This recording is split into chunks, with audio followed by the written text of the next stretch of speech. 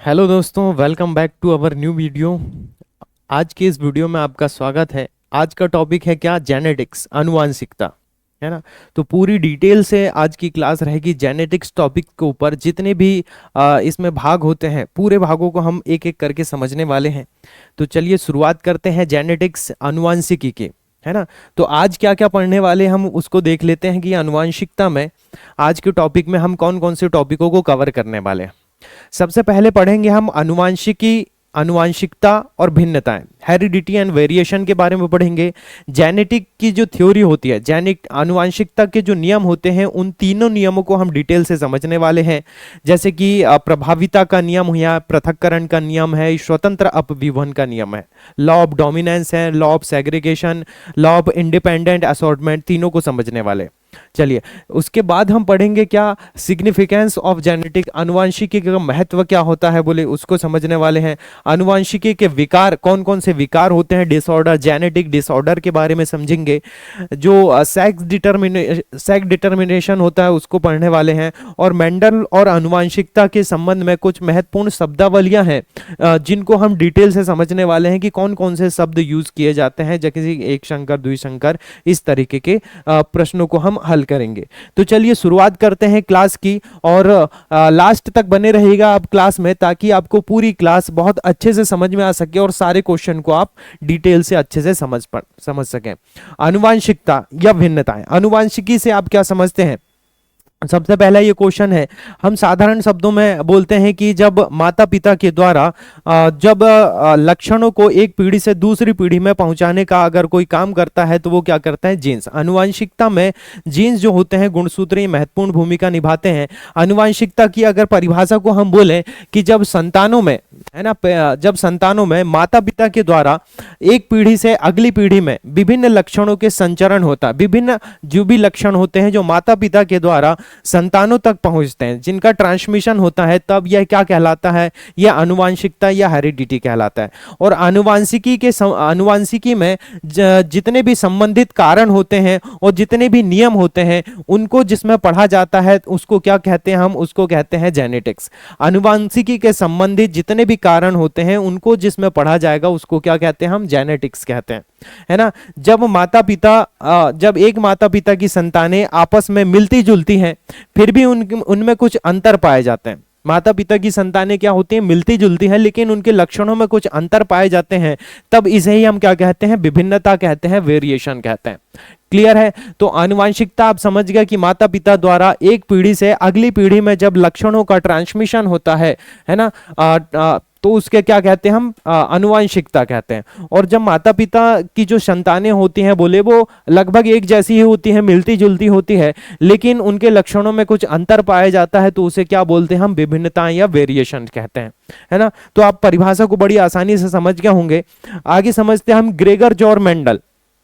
देखिए, वैज्ञानिक का नाम है क्या? ग्रेगर जॉर मेंडल ने आनुवांशिकता को समझने के लिए सर्वप्रथम एक सिद्धांत बनाया, और सिद्धांत बनाया, इसलिए इन्हें ही क्या कहते हैं? हम आनुवांशिकी का पिता कहते हैं, father of genetics. Father of genetics कौन है भैया? तो हम बोलेंगे कौन है? Gregor jaw Mendel. कौन है? Gregor jaw Mendel. इन्होंने सन 1886 ईस्वी में एक्सपेरिमेंट इन प्लांट हाइब्रिडाइजेशन, पादप संकरणों के प्रयोग नामक शीर्षक से एक रिपोर्ट प्रस्तुत की है। इन्होंने कौन सी रिपोर्ट बनाई है बोले? पादप संकरणों के प्रयोग, एक्सपेरिमेंट इन प्लांट हाइब्रिडाइजेशन, है ना। कब बनाए हैं? तो बोले 1886 ईस्वी में उन्होंने क्या बनाया? एक रिपोर्ट को बनाया, है ना।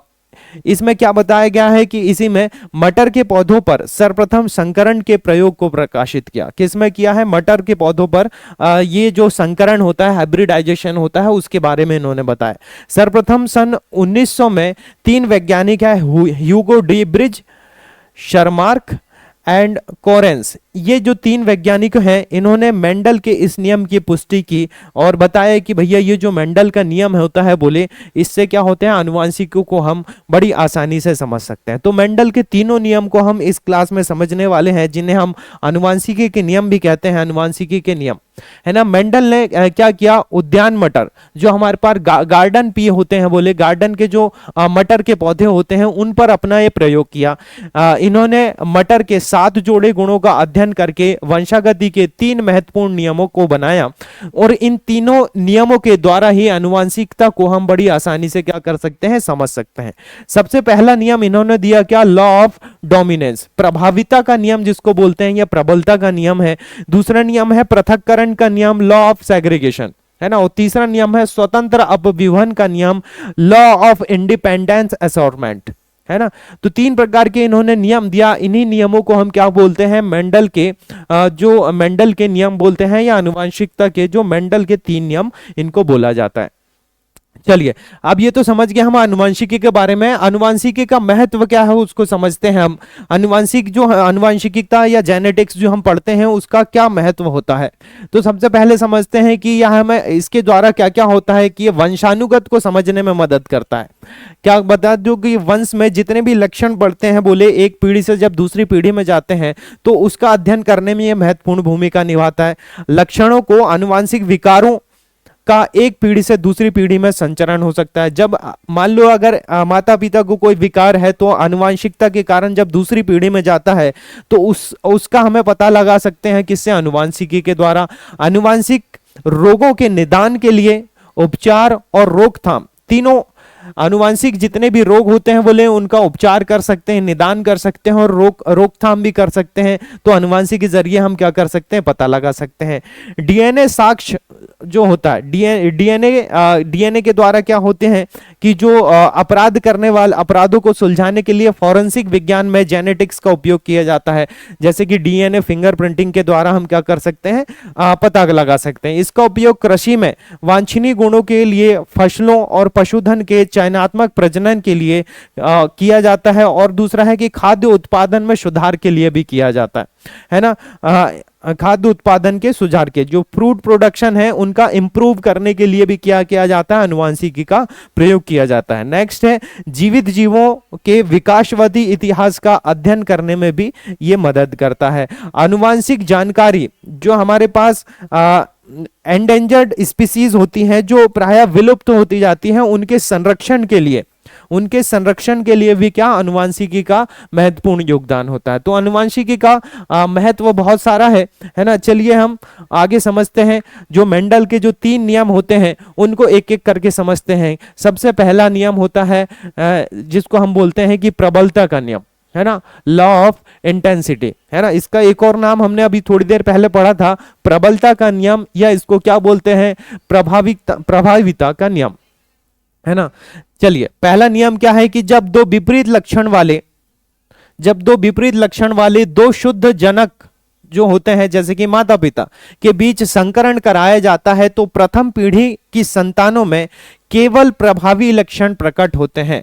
कौन से लक्षण होते हैं, बोले केवल प्रभावी लक्षण होते हैं। अप्रभावी लक्षण क्या होते हैं, इसमें छिप जाते हैं। जैसे उदाहरण अगर देखा जाए कि मटर के शुद्ध और लंबे पौधों का जब संकरण शुद्ध बौने पौधों के साथ में कराया जाता है तो प्रथम पीढ़ी में सभी पौधे लंबे ही होते हैं। क्या बता रहे हैं कि जैसे यहां पर उदाहरण से हमने देखा, देखिए टीटी यहां पर ये क्या है, ये शुद्ध लंबे पौधे हैं, है ना। लंबे पौधे को जब बौने पौधे के साथ में संकरण कराया जाता है, स्मॉल टी क्या है, बौने पौधे हमारे पास, है ना। ये बौने पौधे हैं छोटे वाले, और ये क्या, लंबे पौधे हैं। तो जब इनका संकरण कराया जाता है तो प्रथम पीढ़ी में केवल लंबे पौधे ही दिखाई देते हैं। जो प्रभावी लक्षण होता है, दोनों में प्रभावी क्या है, लंबा है ना। दोनों लंबे पौधे प्रभावी लक्षण है। तो जब माता पिता के बीच संकरण कराया जाता है तो प्रथम पीढ़ी की संतानों में केवल प्रभावी लक्षण ही प्रकट होता है। अप्रभावी लक्षण जो होता है वो क्या होता है, छिप जाता है। बोले जैसे यहां पर जो पहली जनरेशन में क्या हो रहा है, अपन प्रथम पीढ़ी में सभी लंबे पौधे प्राप्त हो रहे हैं, कैपिटल टी और स्मॉल टी। जो अप्रभावी लक्षण है बोने वाला, वो क्या हो रहा है, बोले छुप जा रहा है। तो ये इस नियम को क्या बोलते हैं हम, प्रबलता का नियम या प्रभाविता का नियम। प्रभाविता का नियम क्यों, क्योंकि प्रथम पीढ़ी में केवल प्रभावी लक्षण ही दिखाई दे रहे हैं, इसलिए इसको क्या बोलते हैं हम, प्रभाविता का नियम कहते हैं। जो अप्रभावी लक्षण होते हैं वो क्या होते हैं, छिप जाते हैं, बोले, है ना। चलिए हमने उदाहरण से समझा कि शुद्ध लंबे पौधे और बौने पौधे, लंबे पौधे और बौने पौधों के बीच संकरण कराया जाए तो पहली पीढ़ी में क्या होते हैं, बोले कि लंबे पौधे ही बनते हैं। चलिए दूसरा नियम है हमारे पास पृथक्करण का नियम, है ना, सेपरेशन, लॉ ऑफ सेपरेशन जिसको बोलते हैं। इसमें क्या होता है, जब एक जोड़े लक्षण कारकों जिनके द्वारा युग्मक निर्माण होता है ये पृथक हो जाते हैं, तो इनमें एक कारक ही किसी एक युग्मक में पहुंचता है। इस नियम को युग्मकों की शुद्धता का नियम भी कहा जाता है, law of purity of gametes. क्या बोला जाता है? युग्मकों की शुद्धता का नियम भी कहा जाता है। क्या हो रहा है बोले, जब एक जोड़े लक्षण कारक होते हैं, इनके द्वारा जब युग्मक निर्माण होता है तो पृथक हो जाते हैं बोले, और इनमें एक कारक ही किसी एक युग्मक में पहुंचता है। केवल एक कारक ही पहुंचेगा, दूसरा कारक नहीं पहुंचता, इसलिए इसको क्या बोलते हैं? युग्मकों की शुद्धता का नियम भी कहते हैं। इससे यह स्पष्ट होता है कि जो प्रथम पीढ़ी में कि किसी लक्षण के विपरीत रूप वाले कारक एक साथ रहते हैं परंतु आपस में मिश्रित नहीं होते हैं और युग्मक बनाते समय पृथक हो जाते हैं। जैसे उदाहरण से समझते हैं हम इसको, जैसे हमारे पास दो ये क्या है? शुद्ध लंबे पौधे हैं, मान लो टीटी करके जो है क्या शुद्ध लंबे पौधे हैं, और ये क्या है? बौने पौधे हैं या छोटे वाले। इन दोनों का जब संकरण कराया जाता है तो पहली पीढ़ी में क्या होते हैं बोले, पहली पीढ़ी में क्या दिखाई दे रहा हमको? पहली पीढ़ी में केवल शुद्ध लंबे पौधे ही दिखाई दे रहा है। इसी प्रकार से अगर हम इन्हीं का संकरण इसी प्रकार के किसी दूसरे के साथ में कराया जाए तो किस प्रकार से कि जो हमारे पास लंबे पौधे होते हैं वो तो कम होते हैं, लेकिन जो बौने पौधे होते हैं, बौने पौधे हमारे पास एक प्राप्त हो रहा है, लंबे पौधा एक प्राप्त होता है। इसमें क्या हो रहा है बोले, एक ही कारक, देखिए पहले लिखा हुआ है ये, इनमें एक ही कारक किसी एक युग्मक में पहुंचता है, दूसरे में नहीं पहुंचता है। देख रहे हैं आप, एक जो कैपिटल टी वाला है ये तीनों में पहुंच जा रहा है, किसी दूसरे में नहीं पहुंचा है। तो एक कारक जो होता है वो बोले तीनों में पहुंच जाता है। तीसरा नियम है क्या? स्वतंत्र अपविवहन का नियम, है ना। जब किसी दो जोड़ी विपरीत लक्षण वाले पौधे, दो जोड़ी होंगे और विपरीत लक्षण वाले होते, इनके बीच में संकरण कराया जाता है, हाइब्रिडेशन कराया जाता है, तो दोनों लक्षणों के पृथक्करण स्वतंत्र रूप से होते हैं। दोनों के लक्षण कैसे होते हैं बोले? स्वतंत्र रूप से होते हैं। इस प्रक्रिया में एक लक्षण की वंशागति दूसरे को प्रभावित नहीं करते हैं। दोनों कैसे होते हैं बोले? स्वतंत्र रूप से होते हैं। इसलिए इस नियम को हम क्या कहते हैं? स्वतंत्र अपविवहन का नियम कहा जाता है। जब किसी दो जोड़ी होंगे बोले, विपरीत लक्षण वाले पौधे होंगे, उन दोनों के बीच में क्या कराया जाएगा? संकरण कराया जाएगा। तो दोनों लक्षणों के पृथक्करण कैसे होते हैं बोले? स्वतंत्र होते। दोनों के लक्षण कैसे हो जाते हैं? अलग अलग हो जाते हैं, स्वतंत्र हो जाते हैं। इसलिए इसको क्या कहा जाता है? स्वतंत्र अपविवहन का नियम भी कहा जाता है। देखिए, मेंडलवाद में, आनुवंशिकता में कुछ महत्वपूर्ण शब्दावलियां हैं जिनका उपयोग हम करते हैं, जैसे कि एक संकर क्या है, द्विसंकर क्या है, तो इनको हम डिटेल से समझने वाले हैं, है ना। तो सबसे पहले हम समझते हैं कि एक संकर जो मोनोहाइब्रिड होता है वो क्या होता है ना। एक संकर क्या होता है? जब किसी संकरण में एक ही इकाई के लक्षण होता है, केवल एक ही लक्षण दिखाई दे तो हम उसे क्या कहते हैं? एक संकर कहते हैं। जैसे कि अगर लंबे पौधे और बौने पौधों के बीच में संकरण कराया जाए तो केवल एक ही लक्षण दिखे, या तो लंबा दिखे या तो बौना दिखे, तब उसे हम क्या कहेंगे? एक संकरण कहेंगे। इसी प्रकार से अगर जब हम बोले कि द्विसंकर किसे कहेंगे? कि जब संकरण में दो लक्षण अगर दिखाई देते हैं तो उसे क्या कहते हैं? हम द्विसंकरण कहते हैं। तो एक संकर में क्या होगा कि केवल एक ही लक्षण दिखाई देंगे, इकाई लक्षण में होता है। जबकि द्विसंकरण जो डाई हाइब्रिड होता है, कितने होते हैं बोले? दो लक्षण, दो इकाई लक्षण अंतर्ग्रस्त होते हैं। उदाहरण के लिए जैसे पीला गोल तथा हरा झुर्रीदार बीज वाले मटर के पौधों के बीच अगर संकरण कराया जाए तो ये दो प्रकार के अलग अलग हो जाएंगे संकरण, और दो लक्षण दिखाई देंगे हमें, तो इसको क्या बोलेंगे हम? द्विसंकरण या डाईहाइब्रिड। क्या बोलेंगे? द्विसंकरण या डाईहाइब्रिड कहा जाता है। चलिए अगला हमारे पास है कि प्रभावी, डोमिनेंट किसे कहते हैं? किसी संकरण के वे लक्षण जो प्रमुख होते हैं और विपरीत लक्षणों को ढक लेते हैं तो उन्हें क्या कहते हैं? हम प्रभावी। जो प्रभावी लक्षण होते हैं बोले वही दिखाई देते हैं, जो विपरीत लक्षण होते हैं उन्हें क्या कर देते हैं? ढक लेते हैं या उनको दिखाई नहीं देते। जैसे कि लंबा पौधा और बौना पौधा अगर एक साथ संकरण करे तो केवल लंबा लक्षण ही प्रभावी होता है, बौना पौधा का जो लक्षण है वो प्रभावी नहीं होता है, तो इसे हम क्या कहेंगे?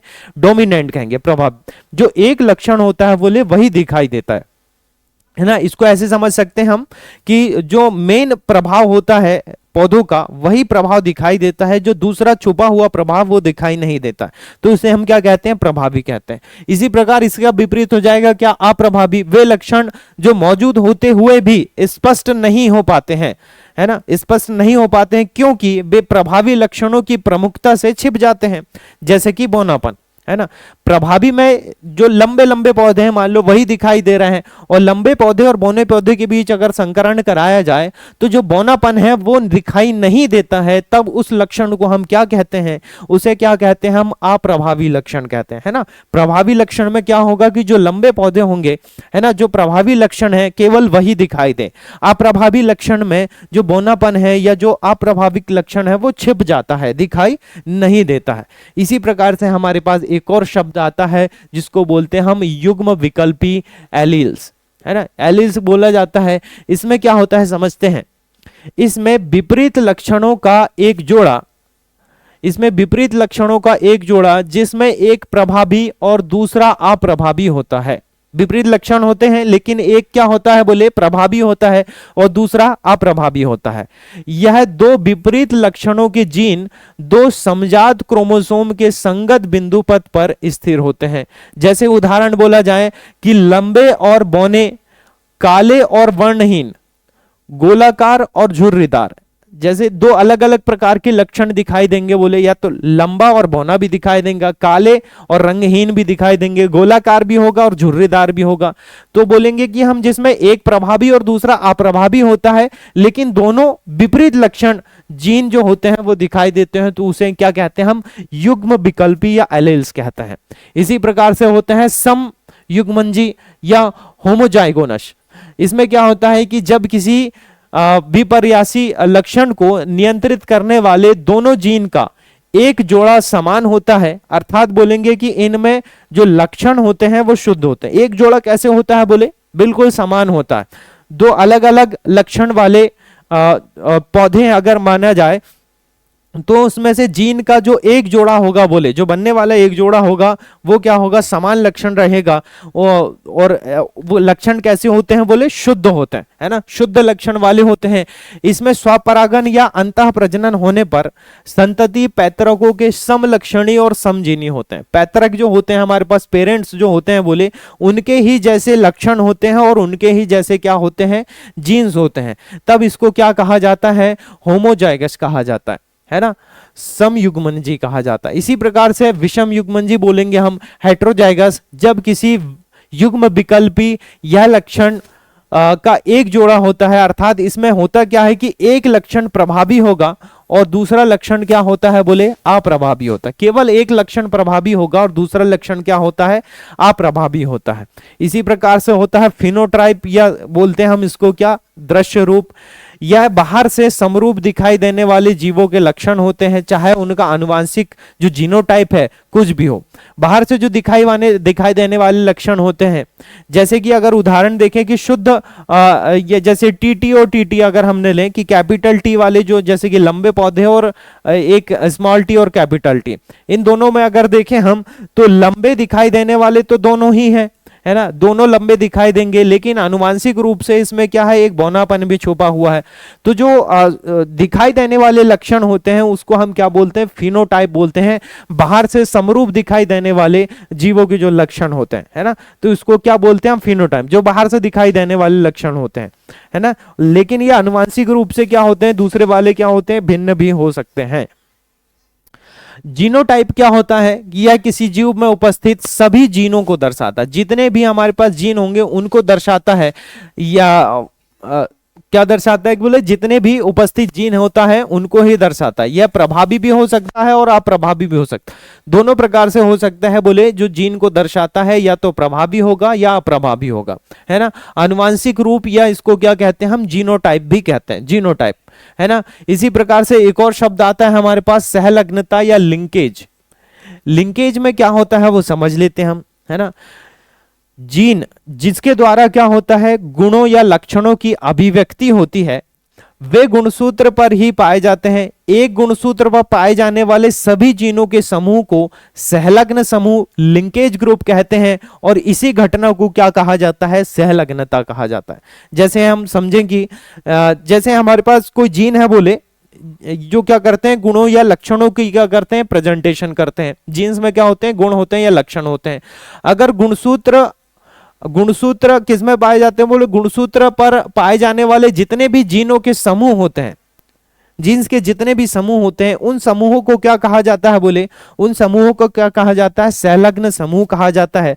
और इसी घटना को क्या कहा जाता है, सहलग्नता या लिंकेज कहा जाता है। जितने भी जीन्स है बोले सब क्या हुए हैं, जुड़े हुए हैं, है ना। जैसे बताया गया कि T.H. मॉर्गन ने इसका सबसे पहले ड्रोसोफिला मक्खी में यह पता लगाया था। और ये मेंडल के नियम का क्या होता है, अपवाद होता है, क्या, लिंकेज वाला, है ना, सहलग्नता जो होता है। इसी प्रकार से एक और शब्द आता है हमारे पास, बैक क्रॉस, है ना। बैक क्रॉस जिसको बोला जाता है हिंदी में या इंग्लिश में भी बैक क्रॉस कहा जाता है। प्रथम पीढ़ी के जो जीनोटाइप से पितृ पीढ़ी के जीनोटाइप में संकरण कराया जाता है तो यह क्या कहलाता है, बैक क्रॉस। जो फर्स्ट जनरेशन है बोले और जो पेरेंट जनरेशन है, दोनों में अगर क्रॉस कराया जाए, संकरण कराया जाए, तो इसको क्या कहते हैं हम, इसको कहते हैं हम बैक क्रॉस, है ना, बैक क्रॉस कहा जाएगा। इसी प्रकार से टेस्ट क्रॉस क्या होगा कि प्रथम पीढ़ी के जो जीनोटाइप से पितृ पीढ़ी के अप्रभावी जीनोटाइप का संकरण कराया जाए, क्रॉस कराया जाए, तो इसको क्या कहेंगे हम, टेस्ट क्रॉस कहेंगे। प्रथम पीढ़ी के जीनोटाइप और क्या, तृतीय पीढ़ी के, जो पितृ पीढ़ी के अप्रभावी जीनोटाइप, इन दोनों के बीच अगर क्रॉस कराया जाता है तो उसको क्या कहते हैं हम, टेस्ट क्रॉस कहते हैं। इसी प्रकार एक और शब्द आता है, संपूरक जीन। संपूरक जीन का मतलब क्या होता है कि जीनोटाइप भिन्न प्रभावी जीन अलग अलग रहते हैं तो यह समान लक्षण दर्शाते हैं, लेकिन जब ये जीन एक साथ रहते हैं तो नए प्रकार के लक्षण दिखाई देते हैं, तो इसे क्या कहते हैं हम, संपूरक जीन कहते हैं। इसी प्रकार से होता है मारक जीन।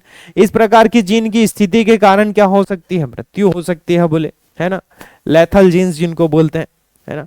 बहुप्रभावी जीन क्या होता है ना, इसको समझते हैं। जब एक या एक से अधिक गुणों को प्रभावित करे तो ऐसी स्थिति को हम क्या बोलते हैं, बहुप्रभाविकता बोलते हैं। जब कोई जीन क्या कर रही है बोले, एक या एक से अधिक स्थिति को प्रभावित करे, ऐसे जीनों को हम क्या कहते हैं, बहुप्रभावी जीन कहते हैं। जैसे अगर इसका उदाहरण देखा जाए तो मटर में एक ही जीन पुष्प तथा बीज कवच के रंग को प्रभावित करता है और मनुष्य में सिकल सेल एनीमिया की वंशागति करता है। एक ही प्रकार का जीन होगा जो क्या करेगा, अलग अलग लक्षण या अलग अलग प्रभाव को दर्शाता है, तब उसे हम क्या कहते हैं, हम बहुप्रभावी जीन कहते हैं। क्या कहते हैं, बहुप्रभावी जीन कहते हैं। इसी प्रकार से एक और शब्द आता है जिसको बोलते हैं हम जीन विनिमय, है ना, क्रॉसिंग ओवर बोलते हैं। ये क्या होता है, जब अर्धसूत्री विभाजन में प्रोफेज अवस्था में सिनेप्सिस क्रिया के दौरान क्रोमोसोम के हिस्सों का आदान प्रदान जीन विनिमय कहलाता है। जब क्रोमोसोम बोले अलग अलग हो जाते हैं प्रोफेज अवस्था में, देखिए अर्धसूत्री विभाजन में अलग अलग अवस्थाएं होती है, तो उसमें से एक जो प्रोफेज अवस्था है जिसमें से जो क्रोमोसोम है उनके हिस्से अगर अलग अलग होते हैं और क्या करते हैं, आदान प्रदान करते हैं, तो वो उसको क्या बोलते हैं हम, जीन विनिमय कहा जाता है ना। इसके द्वारा माता पिता के गुणों का विनिमय होता है, इसी से संतान में दोनों के गुण आ जाते हैं। जीन विनिमय के द्वारा ही क्या होते हैं, माता पिता के जो गुण हैं वो किस में जाते हैं, संतान में जाते हैं, क्योंकि दोनों के गुण क्या होते हैं, इसमें शामिल होते हैं, बोले दोनों के क्रोमोसोम शामिल होते हैं। जीन्स का क्या होता है, एक्सचेंज होता है, विनिमय होता है ना। तो इसी के कारण क्या होता है, माता पिता के गुण संतानों में पहुंचते हैं। अब ये अनुवांशिकता विकार, देखिए अनुवांशिक के कुछ विकार होते हैं, बोले जेनेटिक डिसऑर्डर होते हैं, इसको समझते हैं हम ये क्या होता है। अनुवांशिक विकार व्यक्ति के जीन में उत्परिवर्तन या असामान्यताओं के कारण होता है। पहले तो क्यों होता है बोले कि असामान्यताएं अगर हो जाएं या उत्परिवर्तन हो जाए, है ना, तो क्या होता है, विकार उत्पन्न होते हैं। ये विकार माता पिता से विरासत में मिल सकते हैं या नए उत्परिवर्तन के रूप में भी उत्पन्न हो सकते हैं। मेंडेलियन प्रकृति के विकारों के कुछ उदाहरण इस प्रकार से दिए हुए हैं। देखिए अनुवांशिक विकार कब हो सकता है बोले, डिसऑर्डर या तो ये माता पिता से हमें मिला हो, है ना, या फिर इसी पीढ़ी में या नई जनरेशन में कुछ ऐसे परिवर्तन हो गए जिसके कारण क्या हो गया, कुछ विकार उत्पन्न हो गए। तो मेंडल के कुछ विकार दिए हुए हैं, मेंडेलियन प्रकृति के जो विकार बोलते हैं, जैसे कि हीमोफीलिया। हीमोफीलिया एक प्रकार की बीमारी होती है जिसमें क्या होता है बोले, एक एक्स लिंग रिसेवर डिसऑर्डर है जो हीमोफीलिया ए के लिए F8 जीन और हीमोफीलिया बी के लिए F9 जीन में उत्परिवर्तन के कारण होता है। इसमें क्या होता है कि जो रक्त के थक्के हैं वो नहीं बनते। हीमोफीलिया एक ऐसी बीमारी होती है जिसमें क्या होते हैं बोले, रक्त का थक्का, क्लॉटिंग ऑफ ब्लड नहीं होता है, बहुत लंबे समय तक रक्त बहता रहता है ना। जैसे हम मान लो कहीं कट लग जाए या कहीं कोई घाव बन जाए या कट जहां से हमारे पास ब्लड अगर निकल रहा है तो उसमें क्या कि ब्लड की क्लॉटिंग नहीं होती है, बहुत ही लंबे समय तक क्या होता है, ब्लड बहते रहता है, तब इसे ऐसी बीमारी को हम क्या बोलते हैं, हीमोफीलिया कहते हैं। इसी प्रकार से ये होता है sickle cell anaemia. Sickle cell anaemia autosomal recessive विकार होता है जो बीटा ग्लोबिन जीन में उत्परिवर्तन के कारण होता है। जो क्या होता है, हीमोग्लोबिन नामक एक दोषपूर्ण हीमोग्लोबिक प्रोटीन बनाता है। इसमें होता है क्या, आरबीसी की जो संख्या होती है ये बहुत ही कम हो जाती है ना। इससे क्या होता है, एनीमिया हो जाता है, खून की कमी हो जाती है, जिसको हम क्या, खून की कमी हो जाना क्या बोलते हैं, हम एनीमिया कहते हैं। तो जब बहुत ही ज्यादा मात्रा में क्या हो जाए, आरबीसी की संख्या कम हो जाए तो खून की कमी हो जाती है बोले, तो हम एनीमिया रोग उसको बोलते हैं। ये सिकल सेल एनीमिया भी एक प्रकार का क्या होता है, आनुवंशिक डिसऑर्डर बोला जाता है। इसी प्रकार से होता है PKU, phenyl ketonuria, phenyl ketonuria, PKU के बोला जाता है। यह एक ऑटोसोमल विकार होता है बोले, जो जीन में उत्परिवर्तन के कारण पैदा होता है ना। इसमें क्या होता है बोले, इसमें शरीर की वृद्धि और विकास रुक जाता है, जैसे कि बौद्धिक और विकास जो होते हैं ये रुक जाते हैं, तो इसको हम क्या बोलते हैं, पीकेयू बोलते हैं, है ना। चलिए इसी प्रकार से कुछ और हमारे पास विकार दिए हुए हैं, जैसे कि डाउन सिंड्रोम है ना, डाउन सिंड्रोम है, टर्नर सिंड्रोम है, क्लाइनफेल्टर सिंड्रोम है। ये सभी भी क्या है, गुणसूत्र संबंधी विकार होते हैं। जिस गुणसूत्रों की संख्या कम या अधिक हो जाती है तब इस प्रकार के विकार उत्पन्न होते हैं। तो सबसे पहला होता है क्या, डाउन सिंड्रोम, है ना, जिसे ट्राइसोमी 21 भी कहा जाता है। यह क्रोमोसोम 21 के अतिरिक्त जितने भी प्रतिलिपि के कारण होता है और जिसके परिणाम से शरीर ये जो डाउन सिंड्रोम होता है इसमें शरीर की वृद्धि रुक जाती है, बौद्धिक वृद्धि विकलांगता बोलते हैं, जिससे बौद्धिक विकास रुक जाता है। 21 क्रोमोसोम के कारण होता है बोले, इसलिए इसका नाम क्या होता है, ट्राइसोमी कहा जाता है ना। इसी प्रकार 41XXY, यह पुरुषों में एक या अधिक अतिरिक्त एक गुणसूत्र एक्स्ट्रा हो जाए या उससे ज्यादा गुणसूत्र की संख्या की उपस्थिति के कारण होता है। इसमें सामान्य रूप से 47XXY होता है ना, जिसका अर्थ है व्यक्ति में 2 X गुणसूत्र और 1 Y गुणसूत्र होता है। क्रोमोसोम गुणसूत्र की संख्या क्या हो जा रही, जब एक्स्ट्रा हो जा रही है तब बोले, तब यह क्या होता है, विकार उत्पन्न होता है। इसी प्रकार से होता है क्या, टर्नर सिंड्रोम। 45X, जब 45X वाला जो गुणसूत्र है, यह महिलाओं में X गुणसूत्रों में X गुणसूत्र में एक की अनुपस्थिति या आंशिक अनुपस्थिति के कारण होता है।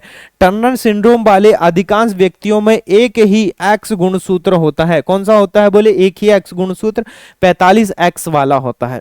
इसी प्रकार से हम एक और टॉपिक पढ़ेंगे जिसका नाम है सेक्स डिटर्मिनेशन, लिंग का निर्धारण। लिंग का निर्धारण क्या होता है कि मनुष्य में क्रोमोसोम की संख्या के आधार पर ही होता है। क्रोमोसोम क्या करते हैं, लिंग का निर्धारण करते हैं। मनुष्य में 2 प्रकार का लिंग गुणसूत्र होते हैं बोले, कौन कौन से, एक होता है एक्स और एक होता है वाई। मनुष्य में कितने गुणसूत्र होते हैं, एक्स और वाई, 2 प्रकार के गुणसूत्र होते हैं जिनको दर्शाते हैं हम। महिलाओं में कैसे होते हैं बोले, एक्स गुणसूत्र होते हैं, एक्स एक्स होता है, जबकि पुरुषों में क्या होता है, एक एक्स और एक वाई होता है, जबकि पुरुषों में एक एक्स और एक वाई गुणसूत्र होता है। लिंग का निर्धारण कैसा होता है कि जो पुरुषों लिंग गुणसूत्र जिसको हम क्या बोलते हैं, एक्स और वाई के अलावा अन्य गुणसूत्र के ऑटोसोमल को कहा जाता है। कुछ प्रजातियों में जैसे क्या होता है कि बोले, मेल में कौन सा पाया जाता है, एक्स और वाई पाया जाता है, और फीमेल में क्या होता है बोले, एक्स और एक्स। तो लिंग का निर्धारण पुरुष के जो गुणसूत्र होते हैं एक्स और वाई यही करते हैं, महिलाओं के गुणसूत्र नहीं करते हैं। अगर एक्स गुणसूत्र और अगर ये दोनों आपस में मिले और x और x हो जाए तो क्या होगा, पुत्री का जन्म होगा। लेकिन जबकि x और y अगर गुणसूत्र मिल जाए तो किसका जन्म होगा, पुत्र का जन्म होगा। तो मेल के जो गुणसूत्र होते हैं बोले पुरुष के, यही निर्धारण करते हैं किसका, सेक्स डिटर्मिनेशन का या लिंग का निर्धारण करते हैं कौन से, मेल के गुणसूत्र। फीमेल के गुणसूत्र जो होते हैं उससे यह पता नहीं होता है कि पुत्र होना है कि पुत्री होता है। मेल के गुणसूत्र ही क्या करते हैं, लिंग का निर्धारण करते हैं, है ना। चलिए, तो आज की क्लास में हमने बहुत सारी टॉपिकों के बारे में अच्छे से डिस्कशन किया है।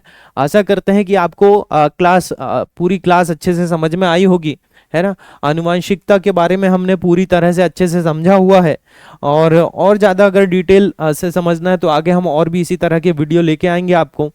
तो मिलते हैं हमारे नेक्स्ट वीडियो में, जो इस टॉपिक के बहुत सारे क्वेश्चनों के बारे में हम आगे पढ़ने वाले हैं। तो मिलते हैं हम नेक्स्ट टॉपिक में, तब तक आप रिवीजन करते रहिए, अच्छे से पढ़ाई करते रहिए। Thank you for watching.